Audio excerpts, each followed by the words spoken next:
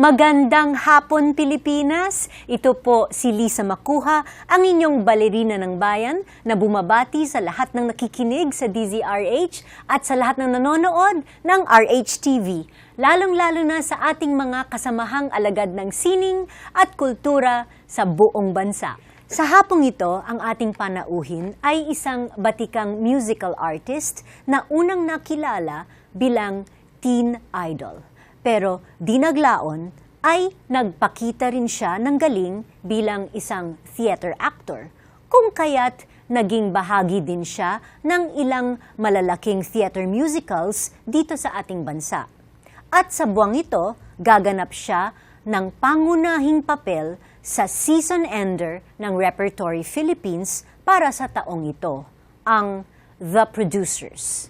Mga kaibigan, isang mainit na pagsalubong po para sa ating panauhin na si Ginoong Carlo Orosa.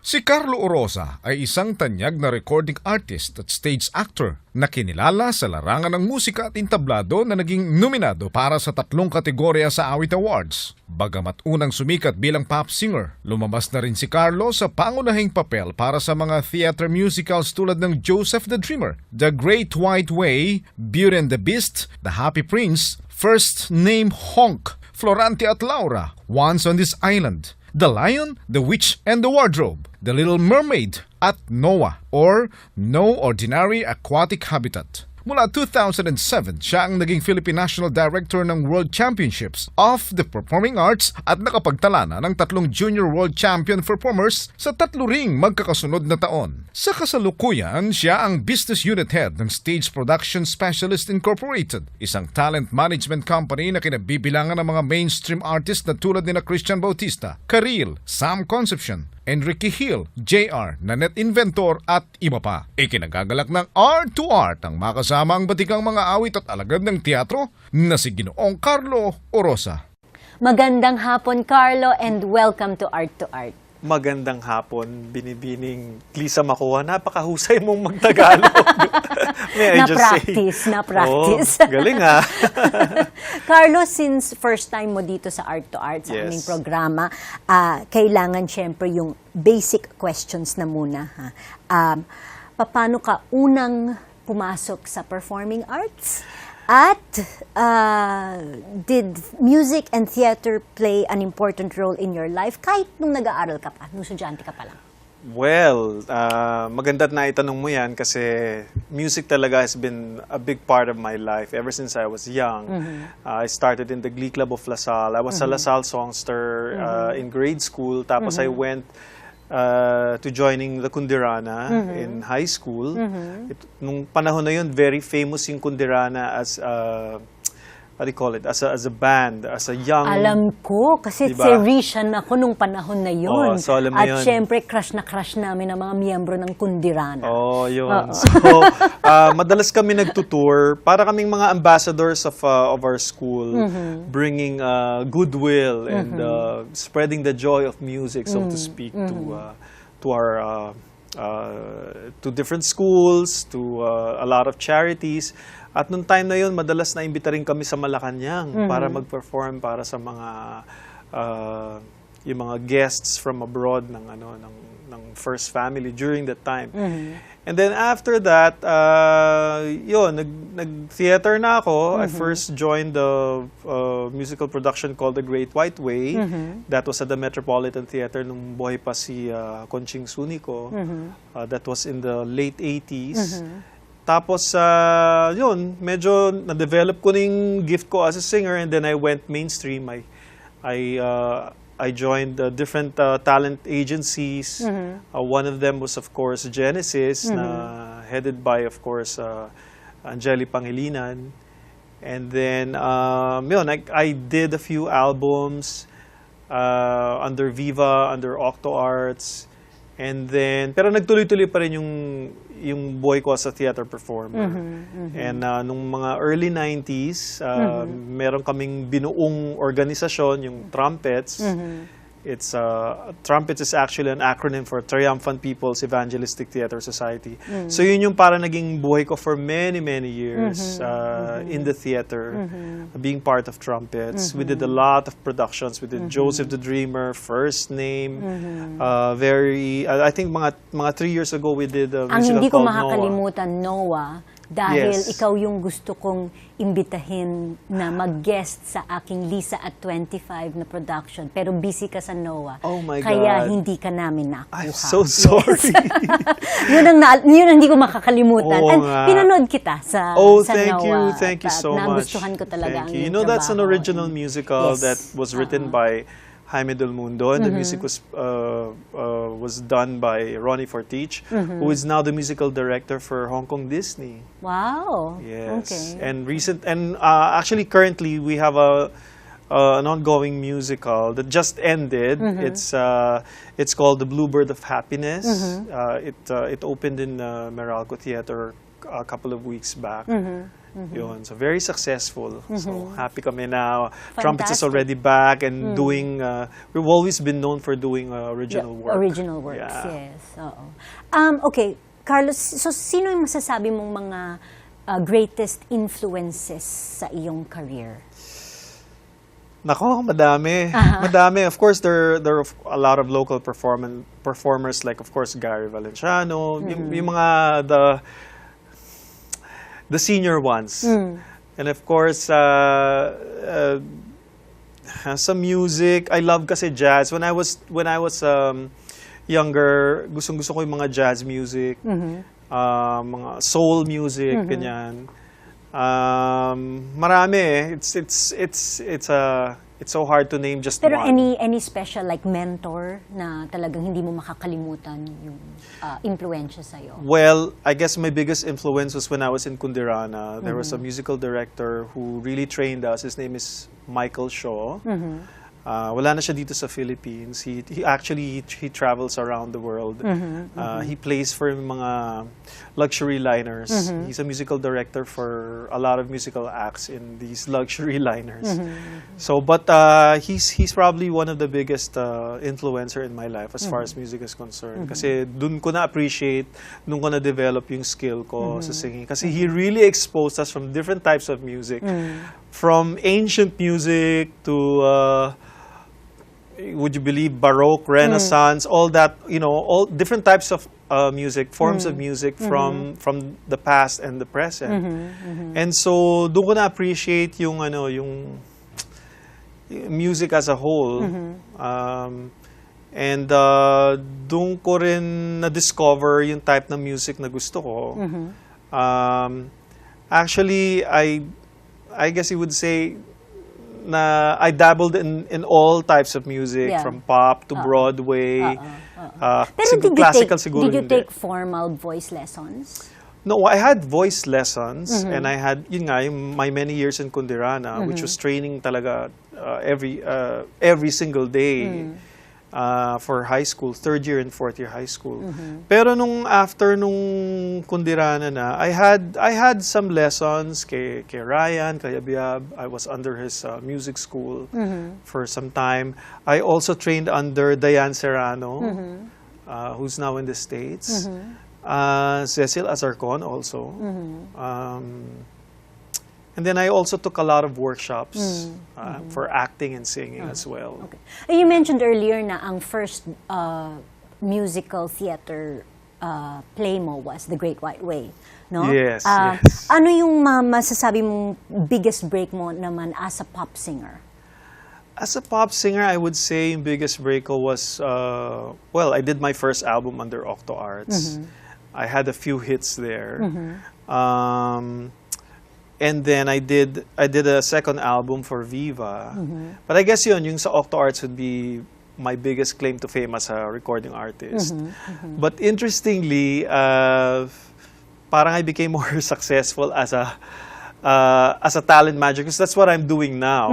I'm more of a talent manager. And parang looking back at what I went through as a musician, as a performer, parang it all led to this time in my life where I become a talent manager. I guess my connections or my life as a performer in the past has made it easy for me to develop and nurture the talents that I have today. Okay. Yeah. So, as a stage actor naman, ano yung masasabi mong parang pinaka-challenging, pinaka-memorable role mo? Madami, pero I guess yung the most recent that I did, which was 2 or 3 years ago, which was Noah, that was my most challenging kasi the role of Noah that I played talagang never leaves the stage. Yeah, napansin ko nga hindi ka umi-exit doon. Oo, grabe. I really talagang buckets of sweat every night. Okay. And I didn't have an alternate, so I did all the shows. And I did a lot of songs, and of course there were also dances. Pero siguro yung pinaka-challenge doon was talagang knowing every scene, knowing exactly what I need to do every time that I'm out there kasi I'm like the storyteller of the entire play. So the burden was on me because I every scene except for siguro a few seconds na wala ako sa stage. So, active na active ka pa rin as a performer. At the same time, you're a talent manager. How can you balance? Paano mo na mabalance yung interests mo as a performer and the interests of your artists that you take care of? Actually, yung transition ko from a performer to a talent manager, parang naging aksidente na lang yun eh. Because 10 years ago, when we discovered Christian Bautista, parang siya yung pinaka-prize talent namin in our company called Stages. Actually, galing din siya sa trumpets eh. Kasi he started in the theater. He started doing... he started with us when he joined The Lion, the Witch, and the Wardrobe. So, it happened as an accident na naging talent manager ako, and then nag-grow naman at saka how do you say it? Parang naging successful naman in a way. And it nagustuhan mo yung kaya nagustuhan ko. yung trabaho. At saka dumami rin yung mga artists namin. Now we manage Karil. We also manage Enrique Hill. We manage Sam Concepcion. Nanette Inventor, the company. A lot of musical acts, a lot of actors we manage now. We have a very solid talents group in our company called Stages. So parang tuloy-tuloy pa rin yung performing ko. But a lot of my time is really into talent management now. And nung dumating itong production ng producers na narinig kong gagawin ng Repertory Philippines, sabi ko, I wanna be part of that production. So, a year before, I already sounded off Jaime Del Mundo sa director. Rineserve mo na, in other words. Oo, nireserve ko na. Sinabi ko na, gusto kong gawin yan na. Sige, pag-usapan natin Sige. yan after the commercial break. Marami pa po tayong pag-uusapan kasama ang tanyag na mga awit, stage actor at artist manager na si Carlo Orosa. Dito pa rin sa Art2art. Magbabalik po kami pagkatapos ng ilang paalala. Programang hatid ay sining at kulturang para sa lahat.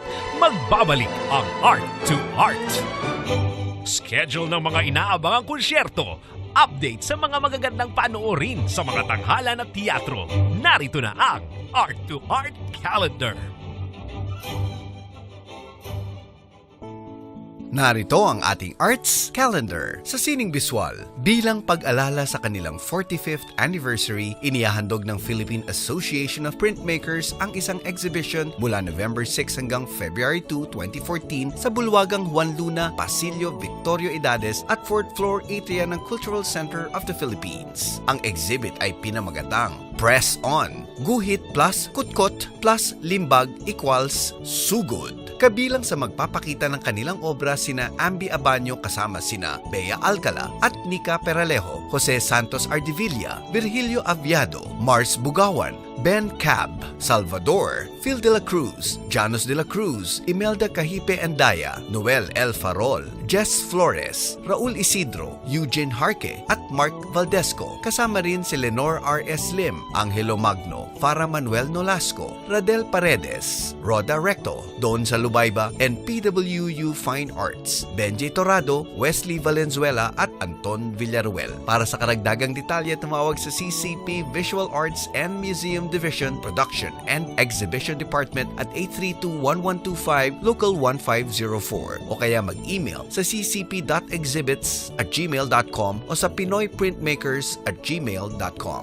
Inihahandog ng Altromondo Arte Contemporanea kasama ang Galleria Duemila ang The Calling of Saint Matthew, isang exhibit ng mga bagong obra ni Robert M. A. Robles na makikita mula November 7 hanggang November 29. Nagbigay inspirasyon kay Robles ang mga paintings ni Caravaggio sa pagsasalarawan ng aspeto ng ilaw na sumisimbolo rin sa kanyang spiritual awakening. Para sa karagdagang detalye, tumawag sa 501-3270 o mag-email sa info@altromondo.ph.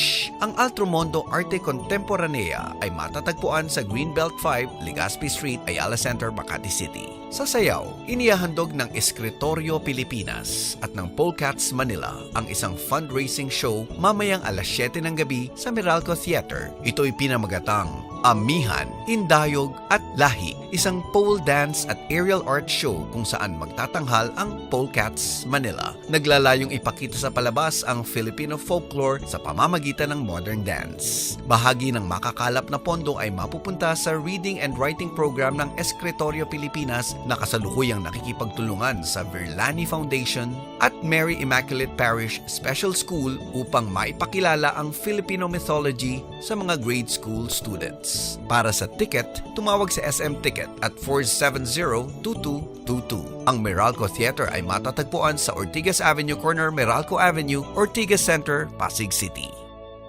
Usapang sining at kultura para sa lahat.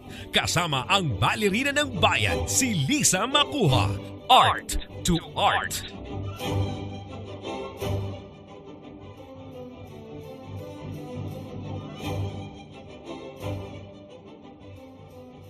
Kasama pa rin po natin ang batikang recording and theater artist na si Carlo Orosa. Okay, you will be back on stage sa November sa The Producers. Yes. Okay. Na-reserve mo na.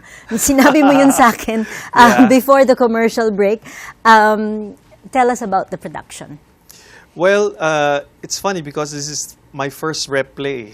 Ah, Yes, talaga? it's my first repertory play. Oh, okay. So I'm- That's a revelation to me. It Akala is. ko ba akala ko repertory. It is to me too. Artist No, kasi ka. daming nagtatanong sa akin, Ang gulo. Ano yung ginawa? Everybody thinks somehow that I've done a rep play, pero the fact of the matter is I've never really done one. This will be my first, and what an honor to be part of an institution like Repertory Philippines. I mean, lahat ng mga nag-mentor sa akin as a theater actor, nanggaling lahat sa rep. Sina Freddy Santos, Odi Mora, sina Jaime Del Mundo. I mean, lahat itong mga batikang mga artista at mga creative minds are the people who honed me are part of this repertoire. And now being part of the production, I'm now part of the legacy of so I'm very, very honored. Tapos binigyan pa nila ako ng lead role na hindi ko naman ina-expect na mapupunta sa akin. Actually, nasabi ko nga sa'yo na I wanted to do The Producers, but it was for another role I was gunning for. Okay. I wanted to audition for the Leo Bloom role, which was the Matthew Broderick role. Okay. Because I felt I kind of fit the character and that was the role that I was gunning for. But Ang nabigay sa'yo was? ang binigay sa akin, yung mas malaki pa yung lead talaga, the Max Bialystock role or the Nathan Lane role, which is a very, very, very difficult role. Also quite tiring as Noah, because he does a song like 3 or 4 pages long. So you know, I got the script as early as May. So araw-araw yon. Minememorize ko yun. Hanggang ngayon, minememorize ko. And yung music, syempre, I needed to learn the music. And there's a lot of music in it. So naka-plug yun sa ano sa kotse ko everyday para pag na-traffic ako, yun, inaaral ko lang yun everyday. Yun. Okay. So it takes you several months to learn a role. Well, you know, I've been away for like 3 years. So it's like I need to hone the skill again and get used to learning lines and learning the song. It's siguro if I were coming in and as You a have to get as a back support, into shape, kumbaga. yes, like a dancer, Like a diba? dancer, Parang if you've not been performing for that long, I mean, you know, you tend to be nawawala ka insecure. agad. Oo.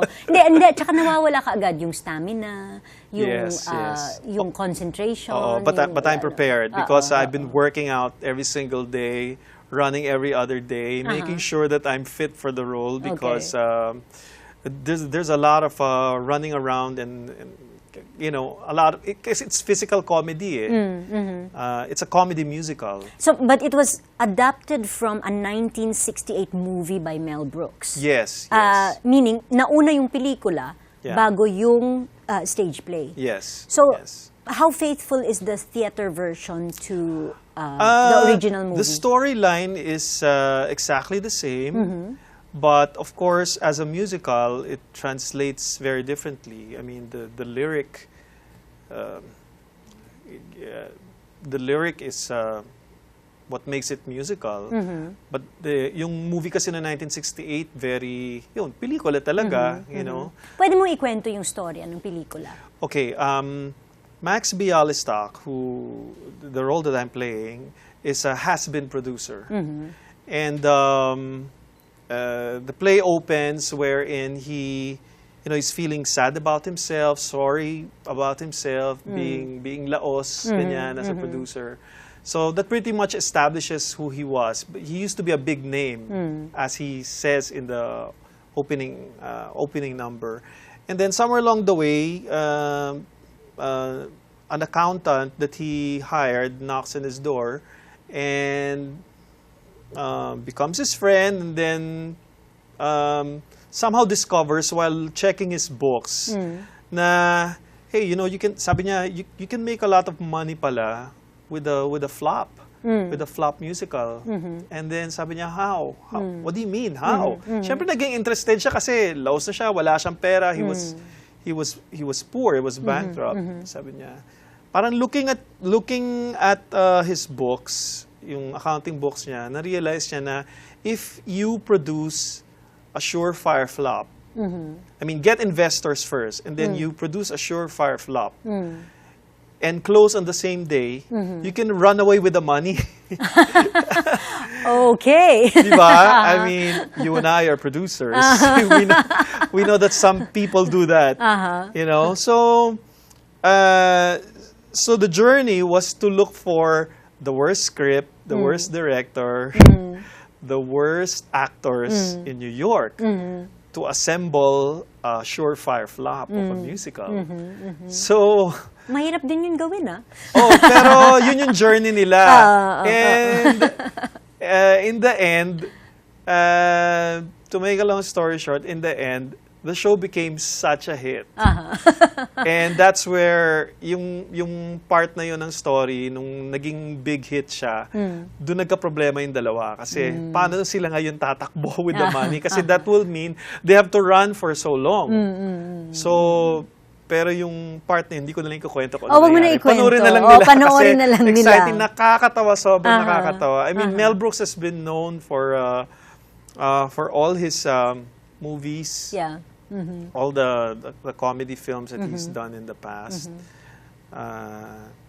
So this was like I guess this is his parang first musical that he's ever produced. Yeah. Okay. And it won a lot of Tony Awards. It won a Tony for Nathan Lane as Best Musical Actor during that year when they produced it. Wow. So talagang parang isang dream role ito. No? It's a dream role, actually. Yeah, it's not the role that I was gunning for, but I'm just so blessed and honored that the director entrusted me play that role. Parang And the he saw me director as is Jaime Del Mundo. Jaime Del Mundo. Yeah. What about the production designer? The production designer is Mio Infante. Okay. And of course, it's produced by Repertory Philippines, and we of course. open in November The other 15. actors and actresses here. I'm gonna be alternating my role with Robbie Jalsita, and then the guy playing Leo Bloom is Topper Fabregas. Okay. Yeah, and we have of course G Tonji, who's playing Ula. She's the Swedish secretary / receptionist. Okay. Natatawan na ako. Pangalan pa lang, Ula. Ula, yeah. She's a Swedish, parang Swedish dumb blonde, parang ganyan. Pero it's a very highly entertaining musical production. Para siyang ang flavor niya is parang burlesque vaudeville. Ganun yung type ng music. Kasi it's a period film that happened in the 40s. Yeah. And it opens on November 15. November 15 in On-Stage Greenbelt for Onstage Repertory Greenbelt. Philippines. Okay, and for tickets, they can always go to Ticket World Ticket or World. call Repertory Philippines or log in their website. Okay. Yun. So aside from the producers, ano pa yung pinag-aabalahan mo ngayon? Well, meron din ako mga ideas, mga productions na gusto ko rin i-produce next year. But I'm not at the liberty to divulge the information. So the star right of the now. producers will produce next year. Yes, Okay. definitely. That's a sure thing that I'm going to be doing next year. I think as a performer in the business for so long, I've transitioned many times as a talent manager. Yeah, I've also been a producer for albums, for musical productions. I've been part of a creative team as well for a lot of our productions in trumpets. So I guess like you, di ba? You've been dancing for so long, and you've taken the other side of the stage. So I find it very fulfilling, and parang siguro now it's time for us to like give back to the industry. Parang tayo na ngayon ng mga front runners sa industry na to, That's di ba? So And sana makashare tayo ng stage one of these days. Sana, Pag-usapan natin diba? yan after the program. Okay? sure. Maraming Why not? maraming salamat, Carlo, at pinagbigyan mo Lisa. kami dito sa aming programa. And of Thank course, you. toy, toy, toy, and break a leg for thank you. the producers. Thank you, thank you. I hope to see you there. in the I will. theater. I will be there. Okay. Thank you. Mga kaibigan, samahan ninyo kami ulit sa susunod na linggo, alas 3:30 ng hapon, dito lamang sa Art2art. Ito po si Lisa Macuja, nagpupugay sa artistang Pilipino at sa lahat ng Pilipinong nagmamahal sa bayan.